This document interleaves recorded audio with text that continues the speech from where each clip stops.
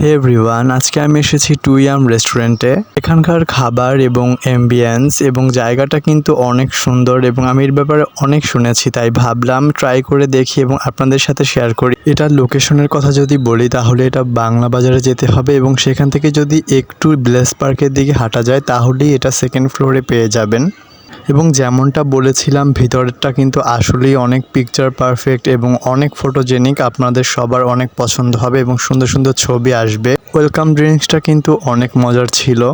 যেহেতু এগুলোর খাবার সম্পর্কে আগে থেকে স্টাডি করা হয়নি, তাই আমরা ফার্স্টেই ট্রাই করলাম একটি অ্যাপিটাইজার এবং এটার নাম ছিল ক্র্যাব ক্রিম অ্যান্ড চিজ র্যাঙ্গন। এটার দাম ছিল 365 টাকা এবং এটা মোটামুটি ছিল। এবং তারপরে কিন্তু আমি নিয়েছিলাম একটি dessert honey noodles with almond flakes এবং এটার দাম ছিল 215 টাকা। আসলে খাবারগুলো যেরকমই হোক ভালো ছবি তুলতে পারবেন এটা আশা করা যায়। আল্লাহ হাফেজ সবাইকে। ব্লগটা ছিল এই পর্যন্তই। কেমন লাগলো সবাই জানাবেন।